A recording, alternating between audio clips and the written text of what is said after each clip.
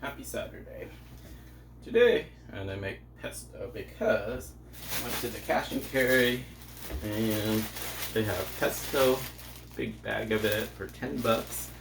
Can't beat that. It's actually seems to be a lot easier to buy it than to make it yourself, especially if you want the amount of pesto you need to make basil you need to make pasta. So the ingredients are pretty simple. There's the pesto, there's garlic, lime, and Parmesan cheese, and I'm gonna use avocado oil. Usually the ingredients will ask for olive oil, but they're about the same consistency, and I'll make a whole batch and then I will freeze some of it so that way in little packets so that I can, whenever I want pesto, I can just have it. So what we're gonna do is first wash all the basil, and we're just gonna take the leaves. Don't do the stems because then you'll get a little grittiness. So you're just gonna pick all your leaves and put it in the blender like that. Ta-da! And continue doing that. Okay, as you can see, I used the entire colander. Pretty much I kept about this much of it because I'm going to use it for caprese salads or something, but use pretty much all of it in there. And so the trick is for it to blend well, you got to put enough oil in there. So sometimes I'll blend in olive oil with the avocado, so that because avocado oil costs more than the other one, so you want probably maybe like quarter of it down below, so that because you need liquid to be able to blend there. All right, and let's blend it this one up. See how there's not enough liquid in there. That's how you can tell you want enough liquid for it to blend well.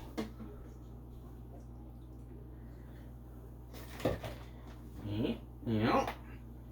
That's why some people like to use food processor, because it makes it easier to blend these types of things.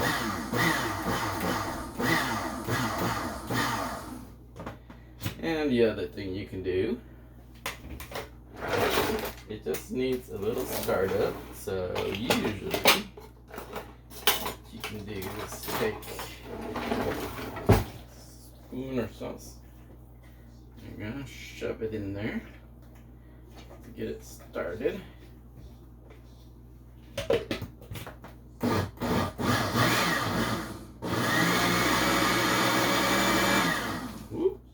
Alright, a little more.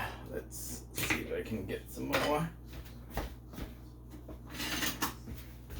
But never start the machine with a spoon or anything inside. Just want to press it down to get it started. Once it gets started, it's actually goes on its own. There. Might need a little more oil. Do do do do do. There you go.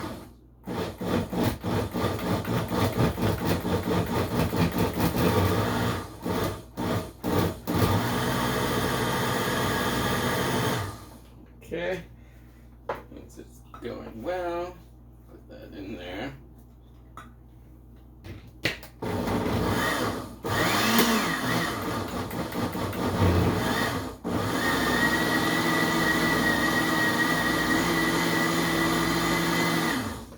Okay, now the other thing I'm going to do is, it's not blended yet all the way. Since I need a little more liquid, I'm going to put lime, and limes are good because it keeps the pesto from turning brown. So, yeah, some lime in there. Some people like pine nuts in their pesto. I hate pine nuts in my pesto, so mine is without pine nuts, and it's a simple purity of it. Spoon, lime in there.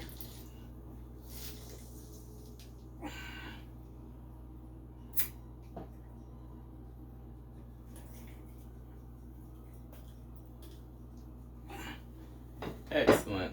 And sometimes, like what I use with the stem, since they're not good for the pesto, I might chop them up, freeze them, or chop them up and put them in the pasta just because it gives it a little texture.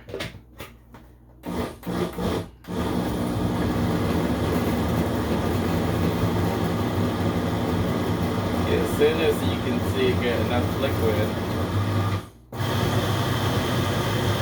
when your blending should work.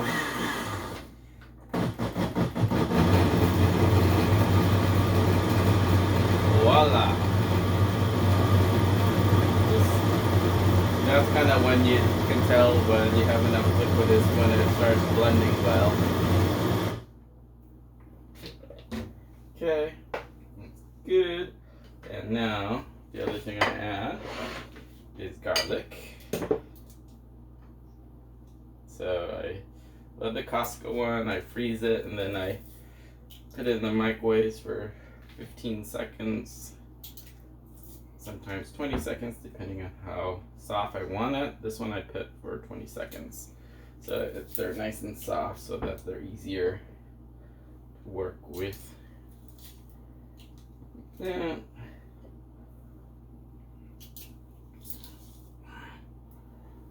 Yeah.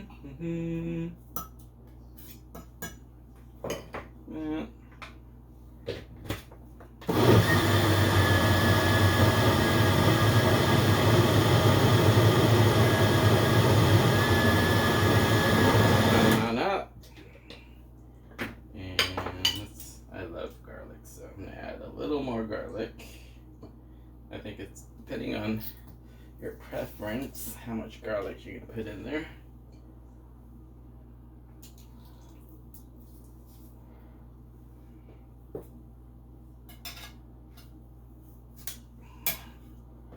Ta-da!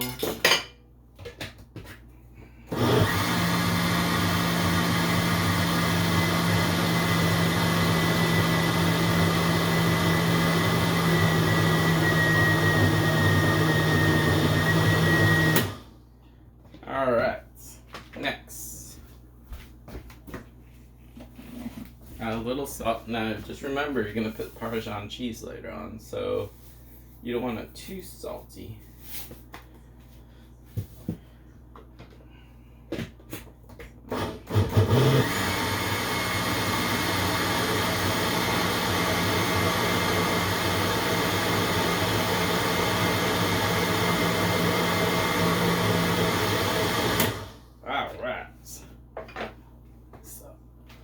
That's what my pesto looks like, right? And so now the last thing I'm going to do is put my cheese.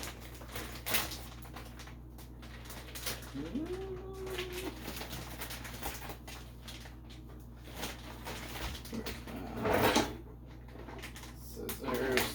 Oh wow. Scissors.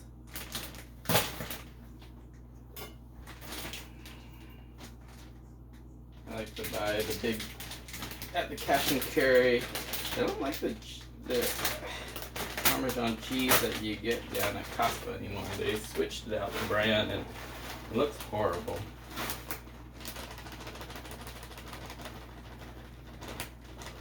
And one thing is that I kind of like the cheese to be chunky in here, so I don't. I won't blend it too much.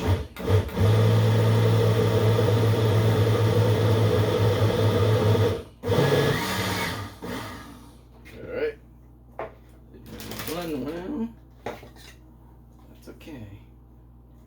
So maybe I'll just blend it by thing. Give it a nice thick. So you really don't have to blend the Parmesan. Well, when you're making the pasta, it will actually melt anyways. But some people like that that smooth consistency of their pesto instead of the chunkiness of it.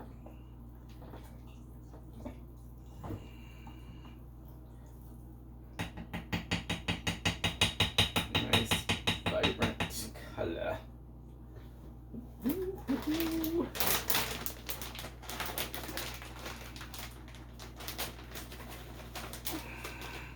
Sometimes I like to get the big bags of Parmesan because I'll put it in Ziplocs.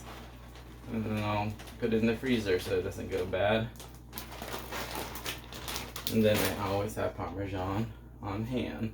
And Parmesan, since they're so finely chopped, they actually thaw out really easily that you don't need to thaw anyway. So you just put it directly on the pasta and they will melt. Oh, they'll turn correct. Let's see.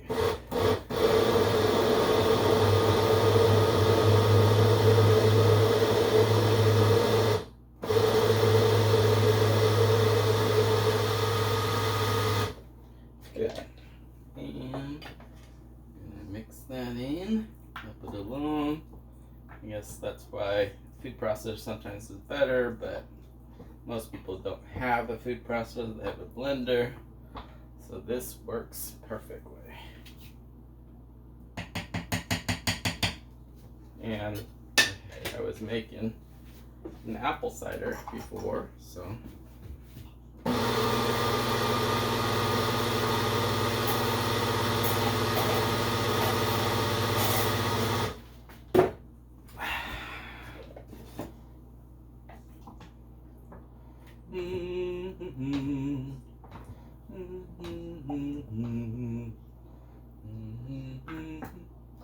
so mix this up. That's pretty good.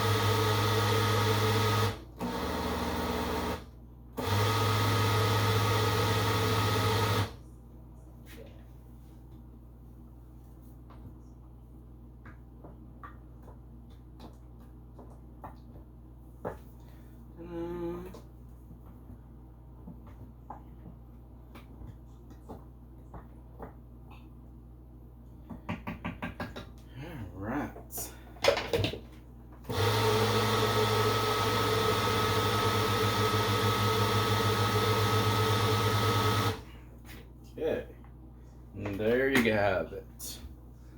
Pesto sauce. Let me see if I can show it. Nice pesto.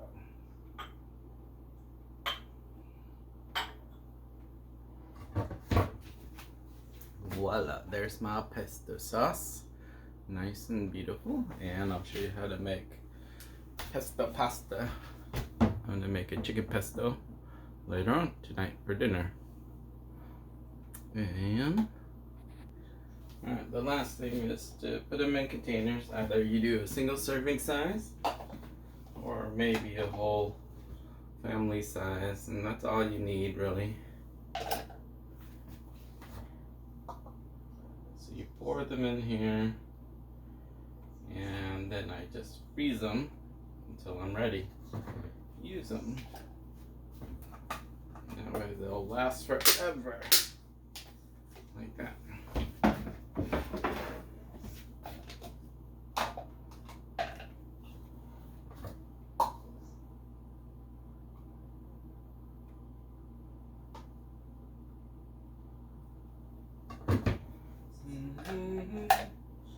Sometimes I don't even fill the whole thing up.